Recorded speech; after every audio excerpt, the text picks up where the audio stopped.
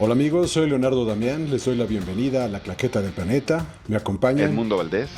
Enrique Gallegos, buenas noches. Vamos a hablar hoy del Día de Muertos.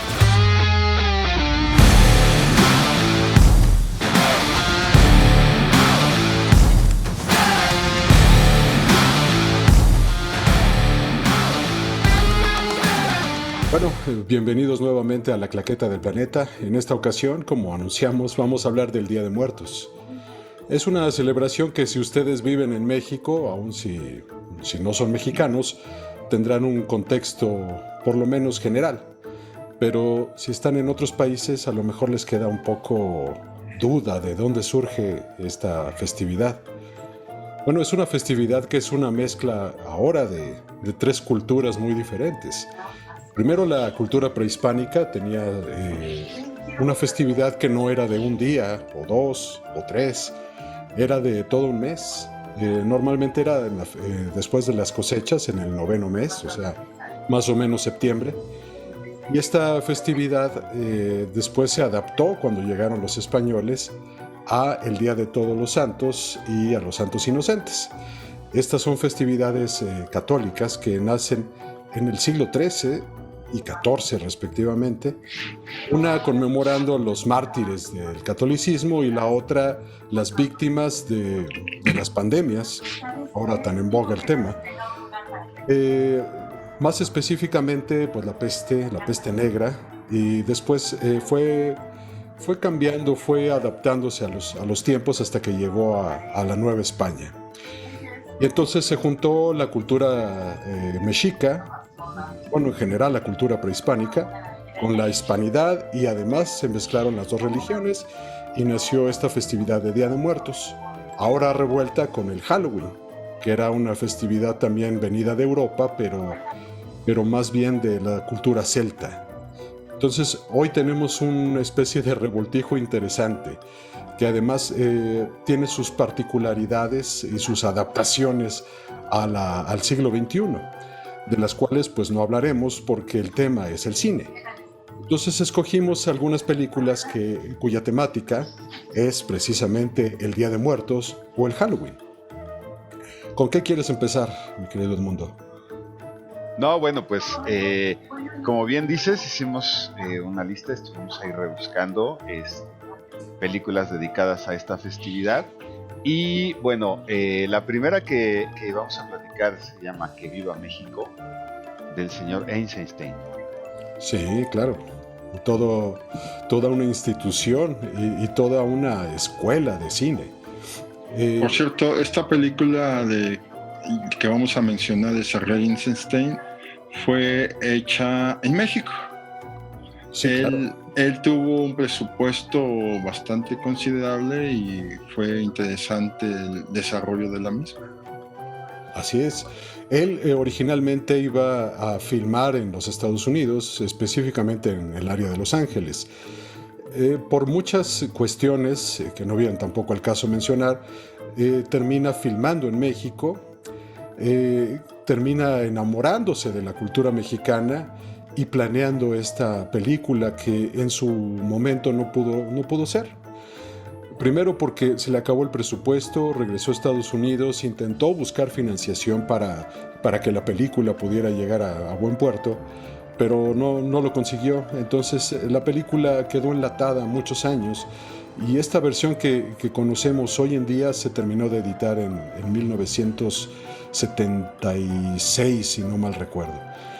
Y lo que podemos ver ahora, aunque no es la versión que Eisenstein tenía en mente, nos deja ver el genio de este hombre.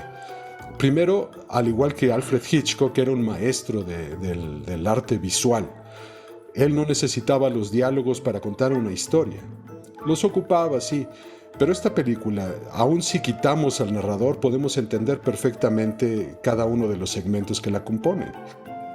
Y lo más interesante es que una buena parte de la película es documental. Él tomó escenas reales de la festividad de Día de Muertos y armó, con base en esto, esta historia o estas historias. El intento era de que confluyeran en una sola. finalmente lo que podemos ver es muy interesante, es algo que cualquier cinéfilo debería ver, sobre todo si es mexicano o ruso. Pero de todos modos, aunque no sea la versión que Eisenstein tenía en mente, es una historia que cuenta muchísimo de su contexto, no solo histórico, sino cultural. Que además ya es de culto porque, como dices bien, Leo, el documental película retrata también a todo lo que es la festividad de los muertos. Una fotografía excelente. Era tan meticuloso Eisenstein en su trabajo. Para hacer también los años 30 ya tenía una experiencia formidable y digo, y todo el bagaje cultural que pareciera, si ustedes la ven y si no la conocen, pareciera que es un director mexicano. No, es un ruso. Entonces esa simbiosis que existe entre Rusia y México también por los años 30 se caracteriza en este documental de Sergei Eisenstein. Sí, claro. No, y además uno de los directores más importantes de toda la historia del cine. O sea, como bien dices, Leonardo, un genio visual. Él dirigió, por ejemplo, El acorazado Potemkin, que su importancia es enorme dentro de la industria cinematográfica. Sí, hoy mismo le siguen homenajeando, ¿no? Porque sentó las bases de la narrativa moderna, por supuesto. Entonces, esa es la importancia de este hombre. Y pues su carrera en México fue muy interesante porque como bien lo platicábamos alguna vez, él quiso grabar en Estados Unidos y terminó grabando en México. Y en México pues hizo carrera porque llegó en una época muy buena para el cine nacional. Y pues había el presupuesto y todo el equipo, la infraestructura para que él realizara su trabajo. Y tuvimos la suerte pues de tenerlo aquí, de tenerlo en México. Sí, es una lástima que el segmento que iba a enmarcar la revolución, porque lo que intentó era que fuera como un previo al contexto histórico, cultural, social, que dio inicio a la revolución. Primero fue un previo, después era este contexto y después la revolución. Y el segmento de la revolución fue el que no pudo terminar. Sin embargo, se vislumbra ahí lo que intentaba hacer y creo que es muy interesante. Y a pesar de que faltan diálogos, de que faltan secuencias, yo creo que era tan bueno visualmente que no importa. O sea, creo que se entiende perfectamente hacia dónde iba la historia y cómo la iba llevando, poco a poco. Muy bien hecho. Sí, increíble. Y además de 1932, o sea, estamos hablando de hace 90 años. Entonces, bueno, el genio es indudable. Y ahora, bueno, para seguir platicando de más películas de esta festividad, quisimos recurrir a una película que, si bien es reciente, hizo algo muy interesante por la festividad del Día de Muertos en México, al menos en la Ciudad de México. Vamos a hablar de un poco de Spectre. Ajá. Spectre, película de James Bond, filmada aquí. El intro, el prólogo de la película está grabado en la Ciudad de México. Es una escena de un helicóptero donde James Bond pelea con uno de los antagonistas y después corre por los edificios de la Ciudad de México. Y todo esto es en el marco del desfile de muertos, que por cierto no solía existir hasta ese año. No, claro que no. Fíjate que es bien interesante porque los norteamericanos piensan, si hacemos memoria, que esta festividad es con procesiones. Sí. Como las religiosas. Bueno, entonces hacen este desfile artificial para la película, muy grande, muy vistoso, con unos títeres enormes, y bueno, enmarcado con los edificios de la Ciudad de México, pues muy bonito, y que se queda de tradición en la Ciudad de México. Bueno, yo creo que fue un acierto que lo hayan dejado, porque además es una atracción turística Sí. que curiosamente este año coincide con el Gran Premio de México, por ejemplo, ¿no? Entonces, eso, bueno, atrae turistas, atrae dinero y Pero es además muy, el foco de atención. perdónamelo, es muy chistoso que yo ya he escuchado comentarios del tradicional desfile de muertos de la Ciudad de México. Y dices, bueno, sí, claro, nuestra deidad James Bontecutli nos trajo ese desfile desde hace muchos años. A mí Sí, también me encanta que se haya quedado, porque además el Día de Muertos en México es muy particular. Yo recordaba de niño que nos decían, es que el Halloween, no hay que celebrar tanto el Halloween porque se va a comer al Día de Muertos o va a desaparecer. Y no fue así, o sea, al contrario, las dos fiestas perfectamente se llevan porque además son en días diferentes. Y claro. fíjate que otra cosa interesante con todo este trabajo visual, Ujú. eh, yo he realizado algunas fotografías de estos eventos y hay gente muy creativa, desde maquillajes, carros alegóricos, Es los cierto. disfraces, el vestuario. Entonces, ahí es cuando te das cuenta uno como que te encanta el cine, aprecias y ves y dices, qué maravilla este trabajo que hace el mexicano, ¿no? Y esto ya Ujú. está cruzando fronteras y sobre todo con la festividad del Día de Muertos. Es que ya va en dos vías, ¿no? O sea, el cine toma prestadas cosas y de repente la cultura también toma prestadas cosas del Así cine, ¿no? es, sí. De ahí la cultura pop, ¿no? La cultura pop de eso trata también.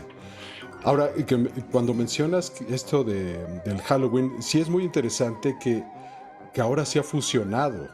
O sea, México no es que haya dejado de lado el Día de Muertos. A lo No, mejor por supuesto que es difícil. A lo mejor ya no es el mismo contexto de antes, que era casi meramente religioso. Ahora ya no lo es tanto. Sigue teniendo esta parte de misticismo, sigue teniendo toda esta mezcla cultural de Reli- España, ¿no? religiosa, Sí, religiosa. sí, pero Es no tan multicultural, como religioso. Yo dices. creo que sí, es más cultural, porque el pan de muerto, los dulces de calavera y todo esto, pues vinieron de España. O sea, hay una adaptación en México y después de todos estos años siguen presentes. Sin embargo, se toma el Halloween y se asimila, no se sustituye una cosa por otra. Se No, porque asimila. te digo que además es una maravilla que se celebran en días diferentes consecutivos. Entonces Entonces tienes tres también en días. Estados Unidos, ahora tienes que en Estados Unidos se celebra el Halloween en la noche, donde todos salen disfrazados a pedir y bla, bla, bla. Y también celebran el Día de los Muertos en algunos lugares donde hay muchos latinos, muchos Pero mexicanos. bueno, también recordemos Chicago, que Los Ángeles, es al otro día. Eh, Exacto. so, ahora es una gran fiesta el Día de Muertos. Pero Perdón. recordemos también que, bueno, la idea de hacer una ofrenda, montar una ofrenda en casa o en una oficina, en un lugar, es rendirle un culto a la gente que ya no está con nosotros, Exacto. tanto los adultos como los niños. Ujú. Entonces, esa parte también se vuelve, fíjate que, como decían ustedes ahorita, ¿no?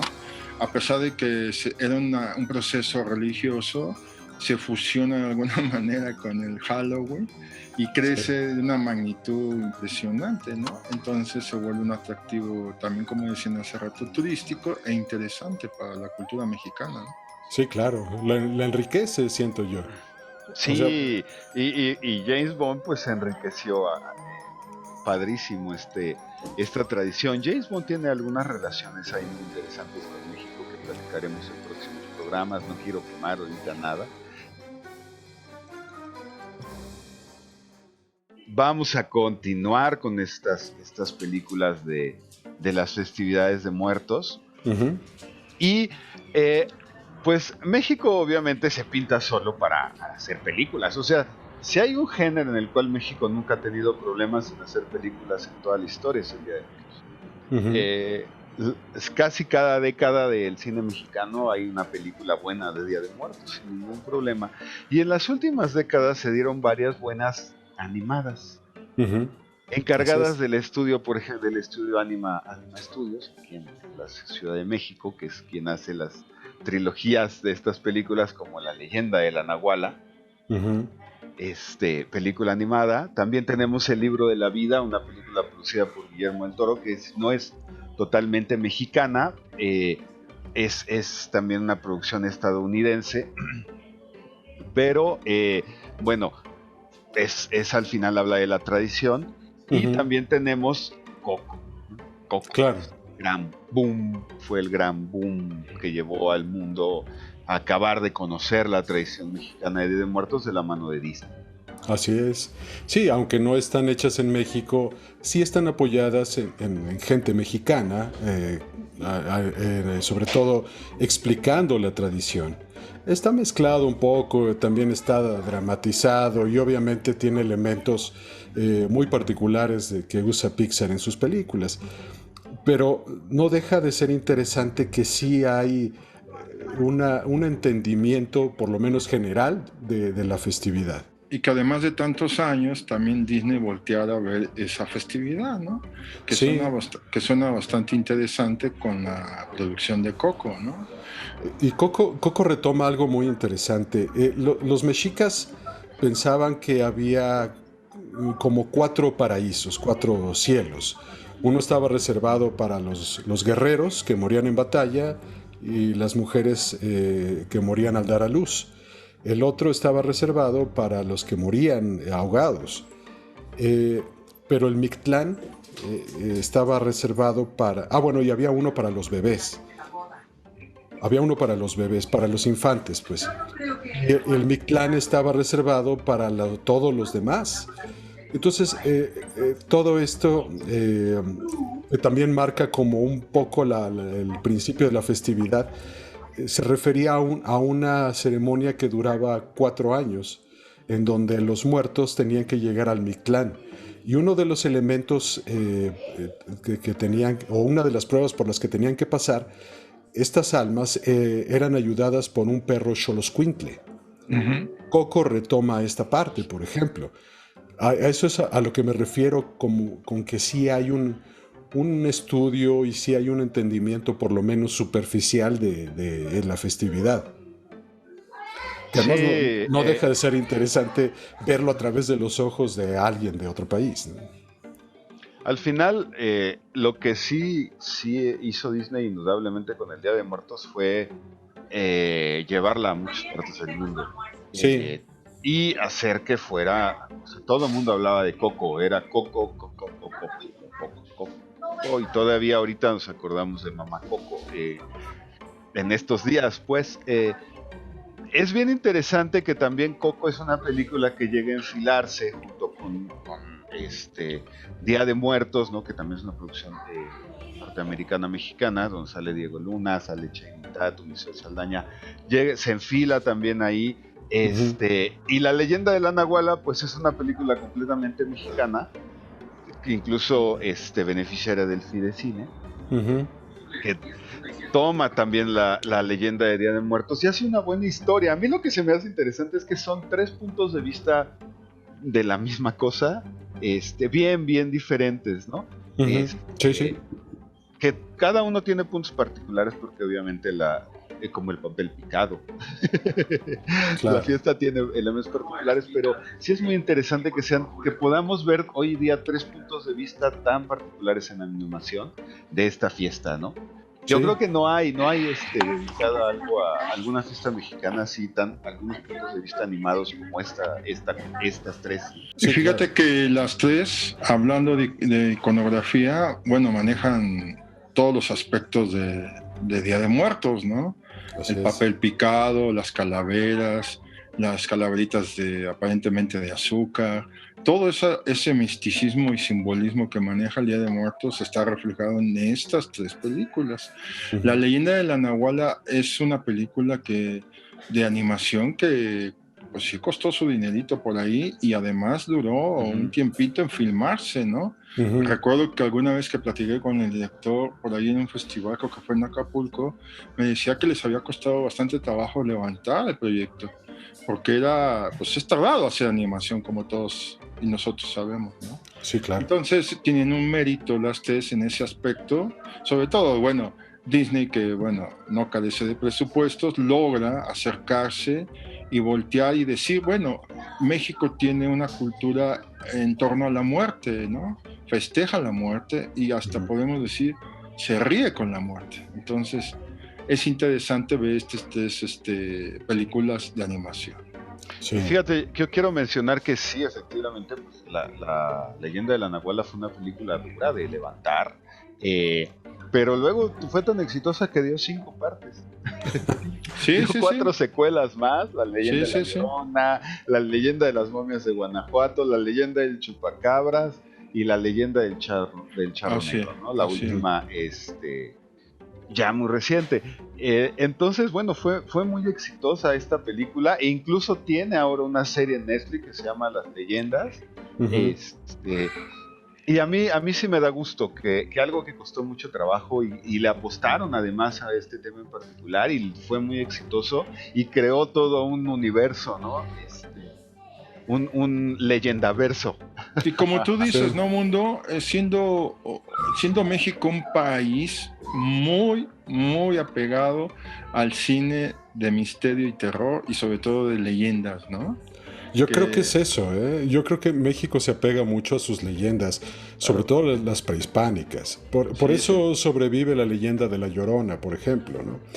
Pero además también en esta serie de leyendas, pues también hay una mezcla de las leyendas del mundo. O sea, sí, claro, tratan de hacer confluir las leyendas de México con las leyendas del mundo, que también tiene sus libertades creativas, pero bueno, yo creo que es aceptable. Sí, está bien, pues.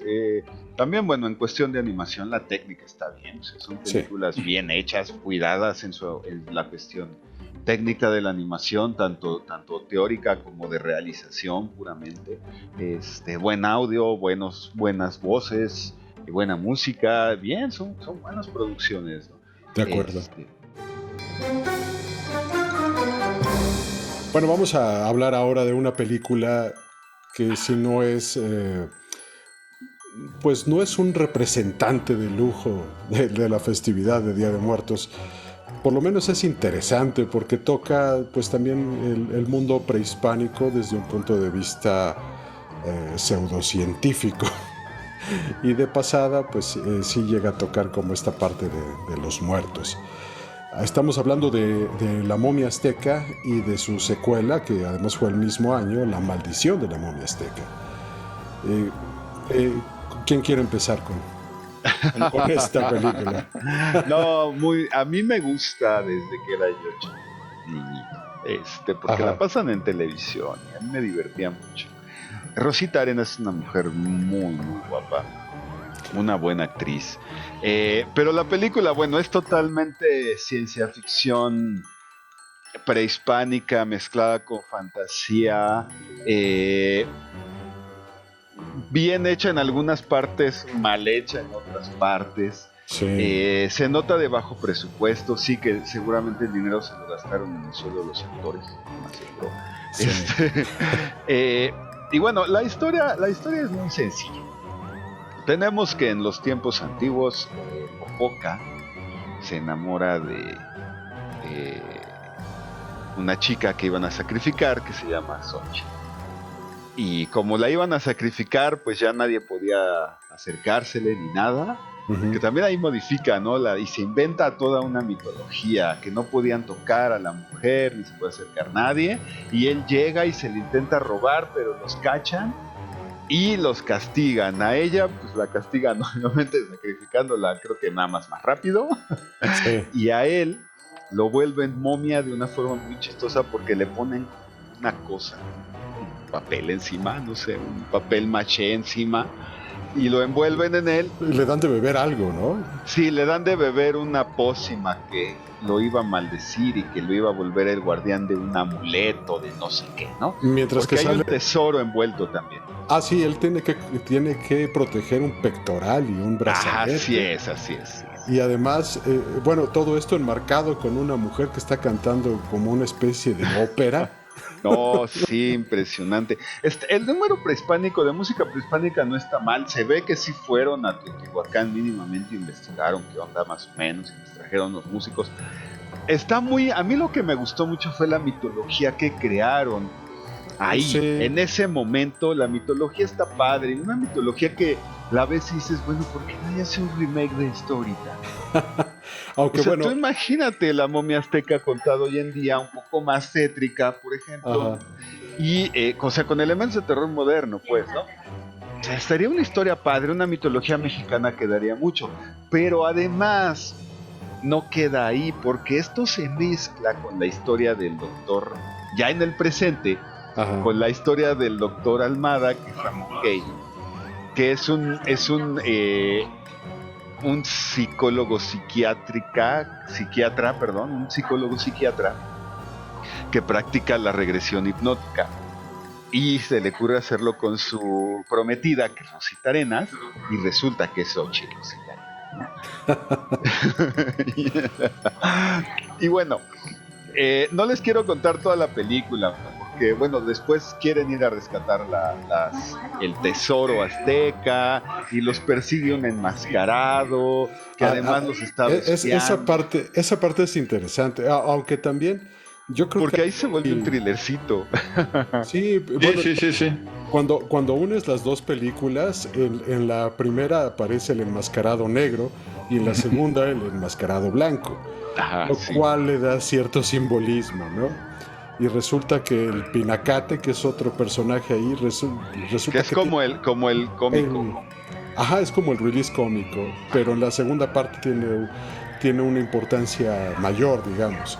A mí lo que no termina de gustarme, y creo que nunca ha sido un buen recurso, es el Deus Ex Machina. Porque la primera Ah, bueno. termina con un Deus Ex Machina como del tamaño de la película, ¿no? Se sacan de la bolsa la resolución con algo que nunca plantearon. De repente, bueno, la momia, Digo, sin Bye. contar demasiado para que la gente, si quiere, pueda verla, ¿no?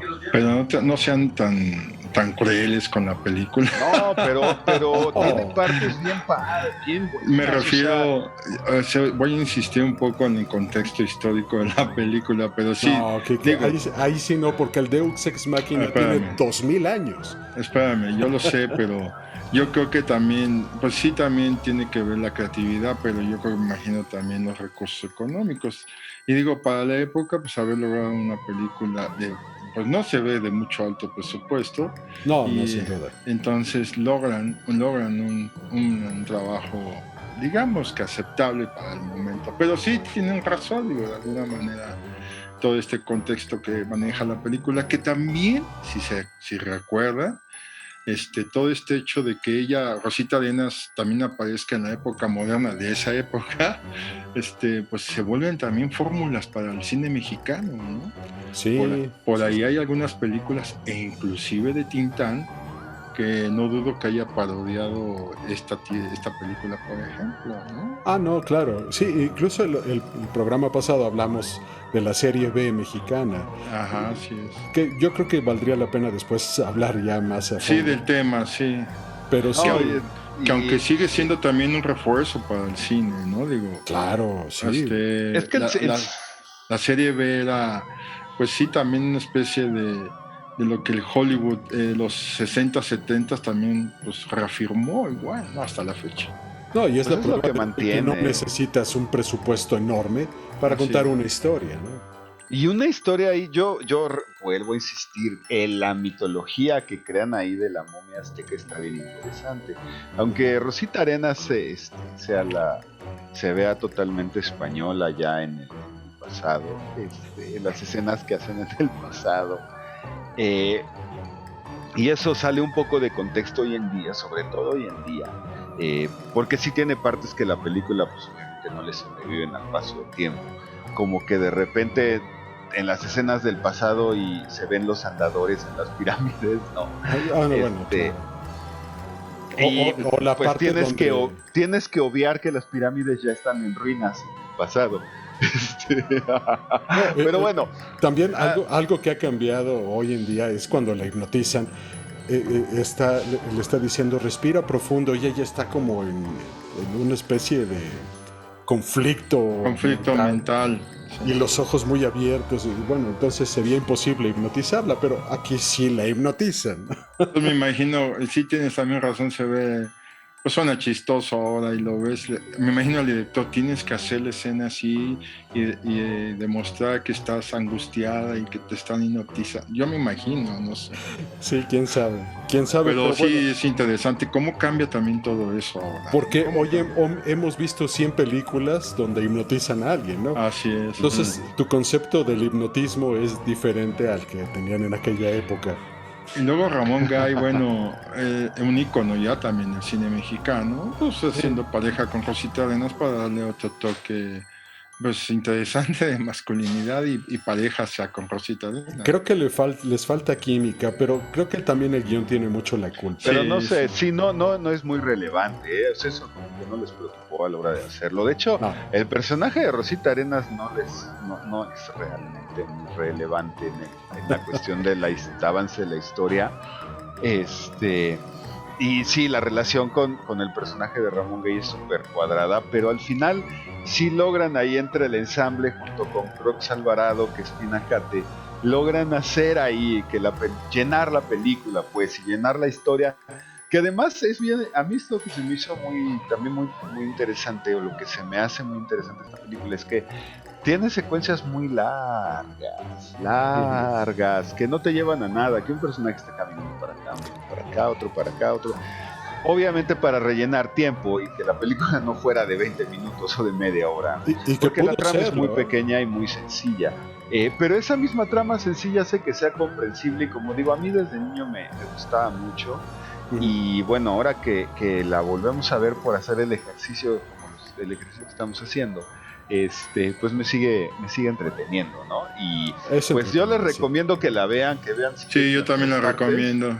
Están aquí en la plataforma donde también estamos nosotros y véanlas, ¿no? A mí me recordó mucho las matines de los sábados en la tele, la verdad. Sí, sí, claro. Ahí yo creo que la mayoría de nosotros las vimos. Las vimos, sí.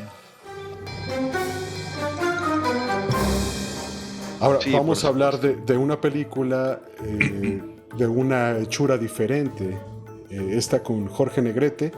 Se llama El ahijado de la muerte. Ah, sí. El ahijado de la muerte también tiene como contexto el Día de Muertos, sobre todo en la introducción de la película, ¿no? Es un... bueno, empieza con un flashback, si no mal recuerdo. Es Jorge Negrete ya viejo, ya durante la Revolución, previo a una batalla, empieza a contarles la historia del ahijado de la muerte, que es el mismo, ¿no? Pero no lo saben. Entonces en flashback se nos cuenta la historia de cómo su papá, cuando él nace, va a buscar a una madrina para su hijo. Pero él en su mente rechaza a la mujer rica del pueblo porque lo trató mal, rechaza a una mujer que aunque es una buena mujer de buen corazón, es pobre. Dice, bueno, tú le darías mucho amor a mi hijo, pero no podrías ayudarlo de ninguna forma. Y entonces se emborracha y ya sobre la tumba de su padre se le aparece la muerte y le dice, yo voy a ser la madrina de tu hijo. Y dice, no, ¿cómo vas a ser la madrina de mi hijo si te llevaste a los otros hijos? Y dice, bueno, me llevé a tus otros hijos, pero ya no sufren. Yo no lo hice para que tú lloraras, sino para que ellos no sufrieran, ¿no? Que ella dice que cambia las cosas en ese sentido. Él le da la razón y acepta que sea su madrina. Y entonces la leyenda de este personaje empieza a forjarse desde que es niño. Y como muchas películas de la época empiezan a mostrar la relación que había entre los hacendados y sus peones. Y como él, siendo niño, la relación que tiene aún con el hijo del hacendado es... para él es de amistad, para el otro es como de yo soy el hijo del patrón. Sin embargo, pues llegan a tener cierto juego ahí, cierta amistad, que después, como también sucede en muchas otras películas de la época, se rompe cuando son adultos por la relación el hacendado y el empleado. Pero la película creo que va más allá, ¿no? En el sentido de contar efectivamente una historia que tiene que ver con lo sobrenatural Y que es una película que, bueno, si bien su origen es como si relacionada con el Día de Muertos, eh, tiene varias vertientes ahí que me gustaría mencionar. Una es justo esta relación entre el patrón y el empleado, donde el ahijado de la muerte siempre ha estado del lado del peón. Él empieza a ver las injusticias que suceden en la hacienda y empieza a reaccionar a eso. La revolución, o sea, en 1946 que se hace la película, la revolución tiene pocos años. Es como si se hubiera hecho la revolución ahorita a principios de los 80. Entonces, pues es lógico que para simpatizar, pues este personaje tiene que estar del lado del peón. Pero llevan más allá la historia, ¿no? Y entonces hacen de esto el detonador para que se empiece la aventura de él como el ahijado de la muerte, que tiene ahí, al parecer, poderes misteriosos que no sabemos al final si los tiene o no, también por los asuntos de los problemas de contar la historia. De repente no queda bien claro si tiene poderes sobrenaturales o no. Canta que es el ahijado de la muerte, lo dice con orgullo, como un buen macho mexicano, como un gallo cantor, digamos. Es un retrato muy muy particular, y además la forma de haber hecho la película es otra cosa que quiero mencionar. Esta película la dirige Norman Foster. Norman Foster es un norteamericano, un director norteamericano. Y Norman Foster dirige esta película porque es parte de una oleada que la productora Fox envía a México de gente detrás de cámaras para trabajar y hacer películas no financiadas por el estudio Fox. Jorge Negrete incluso llegó en Estados Unidos, él empezó a actuar realmente en Estados Unidos y llegó incluso a tener un contrato para hacer películas en español en Estados Unidos, pero ahí el Actors Guild lo bloqueó y pues tuvo que venirse a México. Y bueno, la relación era muy cercana entre esto de los norteamericanos y los mexicanos, y Norman Foster dirige esta película obviamente con la visión de un norteamericano de esta historia del ahijado de la muerte, con charros cantores y con Jorge Negrete como la gran figura. Entonces es un concepto muy particular de cómo la contó. La contó como parece una película norteamericana en su forma de contarse, pero totalmente hecha en México. Para que se den una idea de quién es Norman Foster, porque obviamente no les suena absolutamente para nada. Norman Foster dirigió mucha televisión en Estados Unidos en los 60, entre ellos capítulos de Batman y del Avispón Verde, y dirigió la película del Avispón Verde de los 70. Entonces, bueno, dirigió Santa también.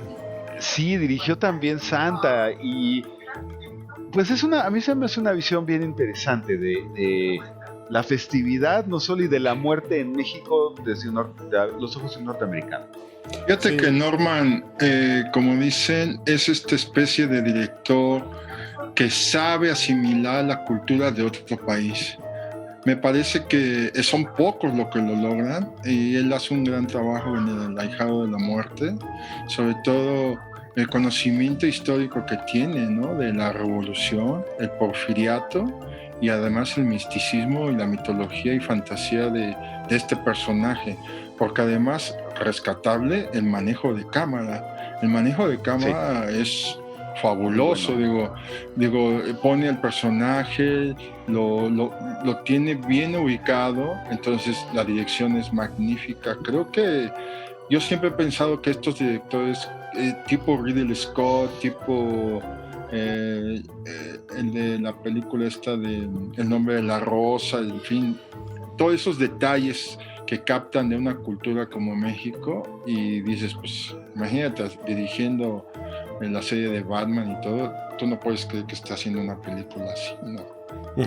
Sí, como platicamos también la vez pasada, había una cercanía entre los dos países a nivel cinematográfico muy marcada. Y sí, pues no deja de ser interesante también cómo hubo migración a ambos lados del río, ¿no? O sea, por ejemplo, en Santa, que dirige a Ricardo Montalbán, también él hizo carrera en Estados Unidos, incluso en la televisión de Estados Unidos. Y podemos hablar de mucha gente, como Gabriel Figueroa, por ejemplo, como el Indio Fernández, como pues, Dolores del Río. Dolores del Río, sí. Hay Pedro Armendáriz.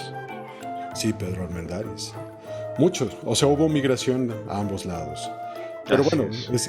es interesante. Y esta película se parece mucho a otra que hizo Pedro Infante como 10 años después, que se llamó Los Gavilanes. Aquí, Sí se parece.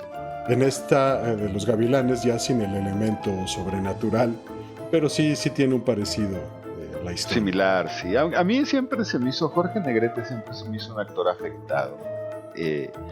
Y en esta película se ve muy teatralmente actuado.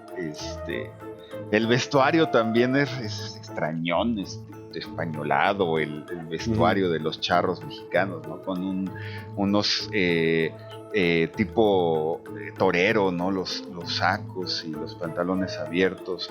Y En tipo fin, Churumbel de España. sí, exactamente. Pero Sí. bueno, es una película que tiene una amalgama muy interesante. Habría sido muy interesante saber qué pensaba Jorge Negrete de haber hecho. Sí, hubiera estado padre. Muy, Sí. muy interesante. Él- Ya él- después. Él tenía un background de ópera. Entonces eso Sí. puede explicar también su teatralidad a la hora de actuar. No, pues Sí, estaba que- educado, era barítono, si no me equivoco. Barítono No, o tenor. Era O tenor. tenor, uno de esos dos. No me Y que acuerdo. seguramente, pues también el director, como buen norteamericano, pues él quería un actor tipo norteamericano y le daba esa afectación. Quería que explotaba, pues, esta afectación, quiero decir. Échenle un ojo a esa película. Es recomendable, muy sí, interesante. también. Sí, Sí, Muy es recomendable. Y bueno, ahora vamos a platicar de un corto que es un corto histórico en México, no solo porque es el cortometraje y además de animación, no solo porque es el cortometraje de animación más caro en la historia de nuestro país, sino porque es uno de los más emblemáticos, que es Hasta los Huesos. Que puede ser perfectamente un antecedente directo de Coco. Podría ser, sí. Sí, pues obviamente, yo creo que sí se inspiraron.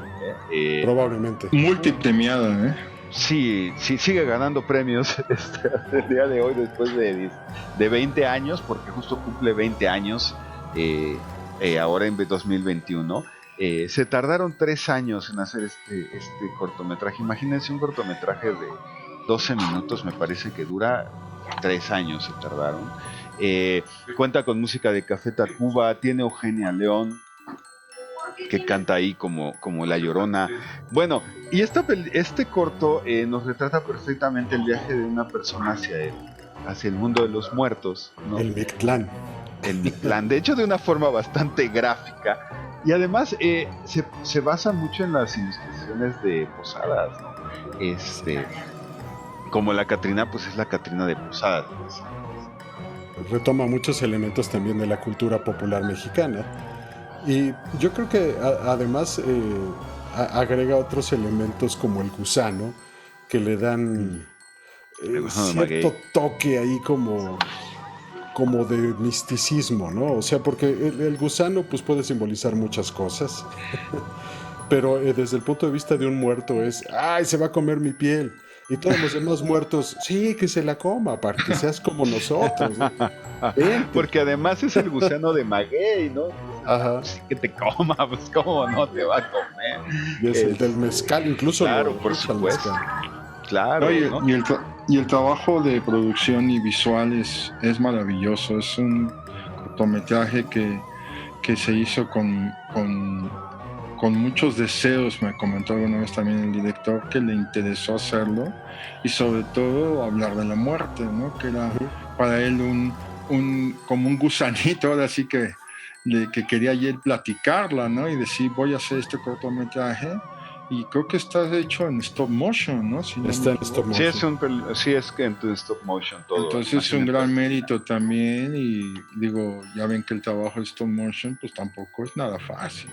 No, para nada. No, es un trabajo muy complicado, muy laborioso.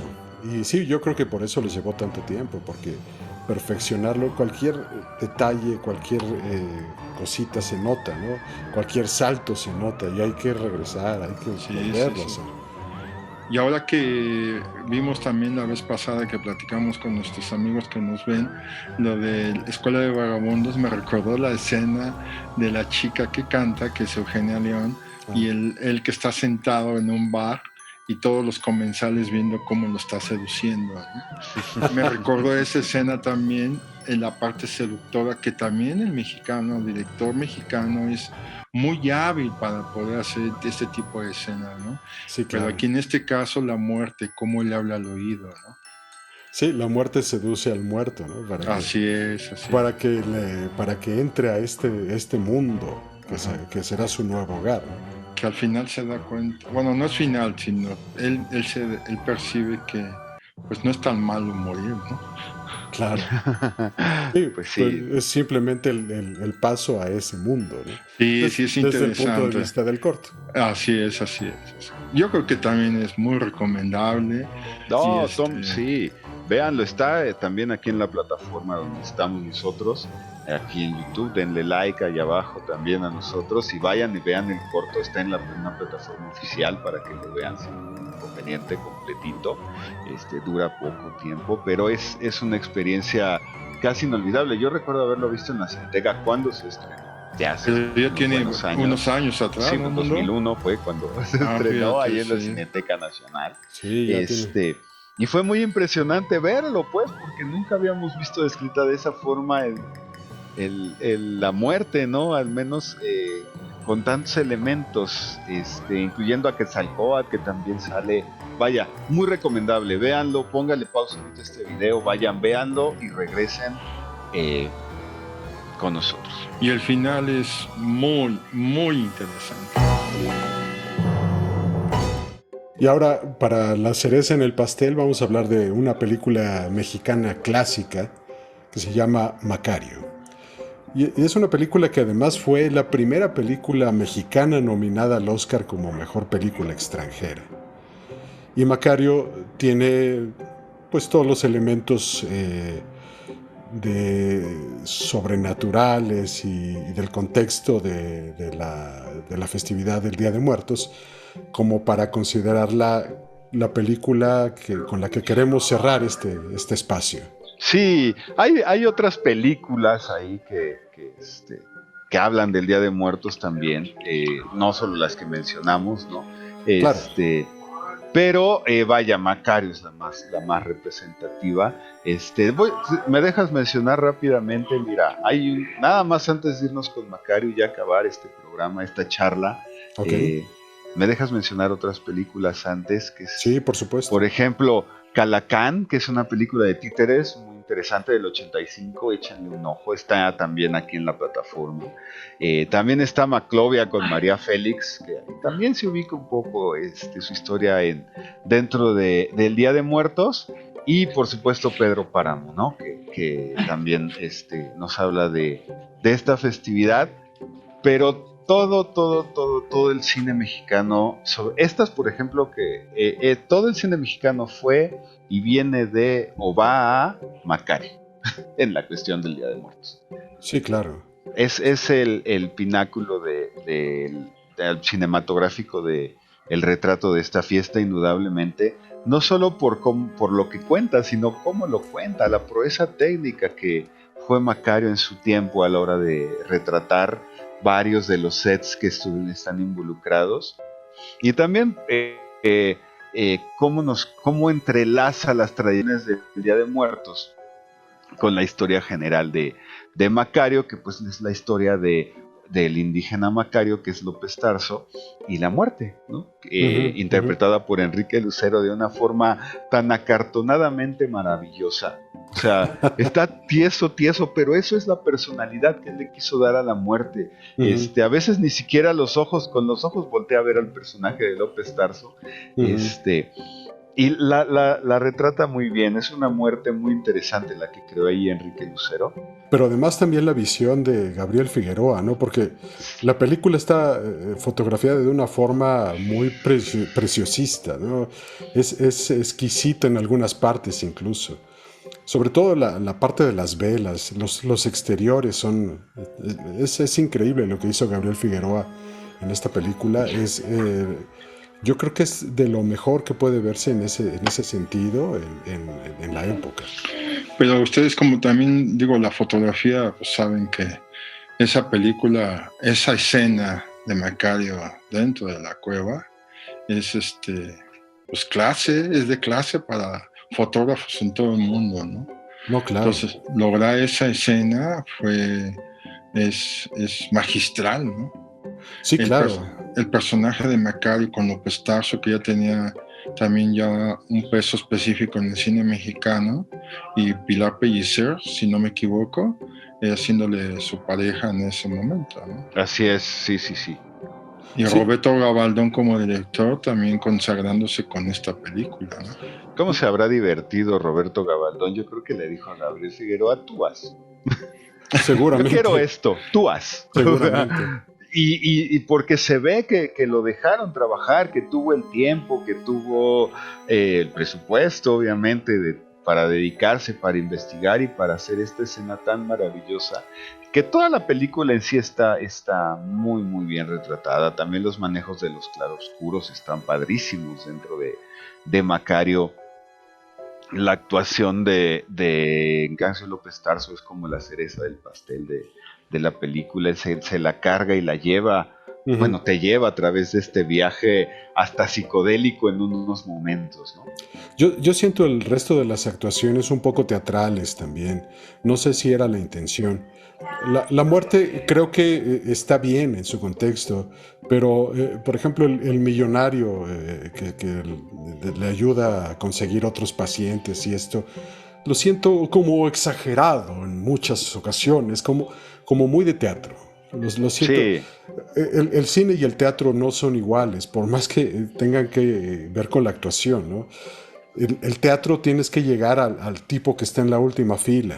Allá tienes que proyectar la voz, tienes que exagerar un poco las emociones, los gestos. El cine no, porque la cámara está enfrente de ti. Entonces, así es. yo creo que lo que enmarca más el trabajo actoral en el cine es la sutileza.